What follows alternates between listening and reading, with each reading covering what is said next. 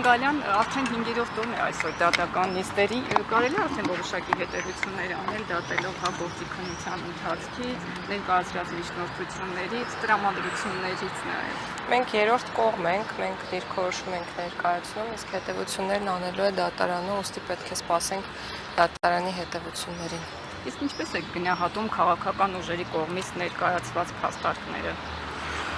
Դրանց անդրադարձել ենք մեր դիրքորոշումներում եւ մեր կողմից բարձրացված հարցերում, իրականում տարբեր են քաղաքական ուժերի կողմից ներկայացված փաստարկները,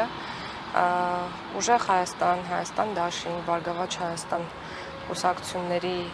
ներկայացուցիչների կողմից ներկայացված փաստարկները գրեթե նույնանում են, նրանց է միանում ինչ-որ առումով նաև միասնության թևերը, այն մյուս երկու ուժերի հետ կապված հանուն հանրապետության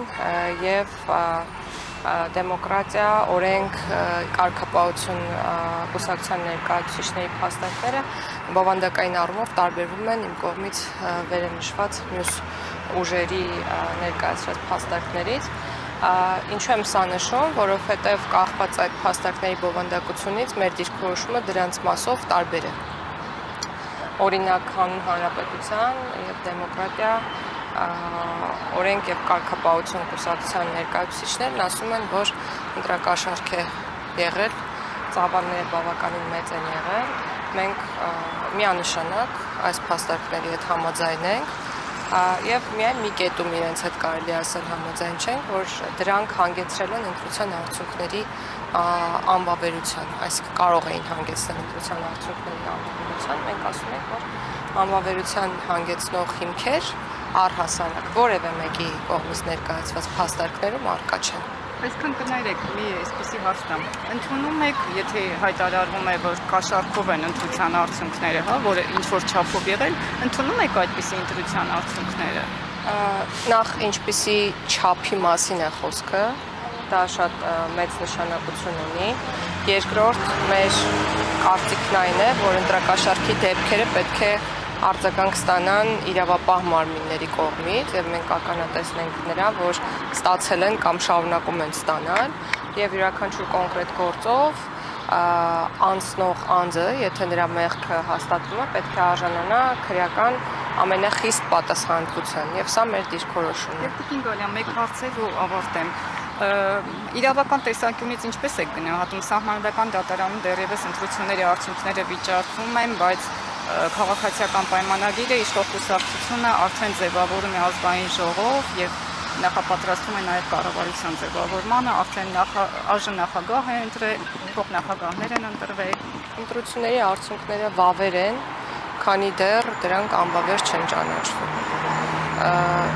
Այն ինչ տեղի է ունենում քաղաքացիական պայմանագիր կուսակցությունում, ժողովրդավարության հերթական դրսևորումն է, երբ պաշտոնները ոչ թե բաժանվում են, այլ ընտրվում են, այսինքն վարչության անդամների կողմից տեղի է ունենում ընտրության process, ինչը կարծում եմ շատ նորմալ է, երբ այս process-ի հետ կապված միայն ուրախություն կարելի է արտահայտել եւ ոչ թե մտահոգություն։ Ես ենթադրում եմ, ավելի շուտ տեսել եմ մամուլի հրապարակումներից, որ այլ ուժեր եւս քննարկում են կամ քննարկել են մանդատ վերցնել չվերցնելու հարցը եւ ձեր հարցին կարող եք նաեւ նայել այդ լույսի ներքո, բայց ես նորմալ եմ համարում այդ գործընթացը քաղաքական ուժերի կողմից նորմալ գործընթաց է, որը նորմալ է, որ տեղի է ունենում հերթական ընտրություններից հետո։ Կինգալյան, կներեք, էլի մի հարց էլ, բայց դատարանից դուրս հեռախոսների պարտադիր կոդերի հետ գրացման, արդյոք սա ապօրինի ներմուծումը կանխելուց բացի, ենթադրենք փորձ չէ լրագրողներին, հասարակության մյուս անդամներին վերահսկողության տակ վերցնելու համար անձնական տվյալները, հատկապես որ մասնագետների կողմից այսպիսի կարծիքներ հնչեցին։ Անձնական տվյալների պաշտպանության բարձր շեմ պետք է նախատեսվի բոլոր նման տիպ դեպքերի համար եւ մենք հիմա աշխատում ենք անձնական տվյալների պաշտպանության նոր օրենսդրության մշակման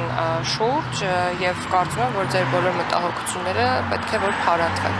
եւ պետք է վերադառնանք նախագծի նպատակին, նպատակը բացարձակ որևէ մեկին հսկողության ներքո առնելը չէ,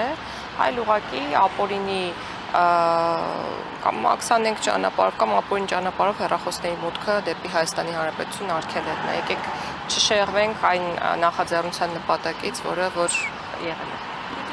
եւ երեք Տիկին Ժուլհակյանը հայտարարեց, որ ընդդիմադիրների հայցերը ՍԴ որևէ հեռանկար չունեն, դուք եւս կիսում եք այդ կարծիքը։ Միանշանակ է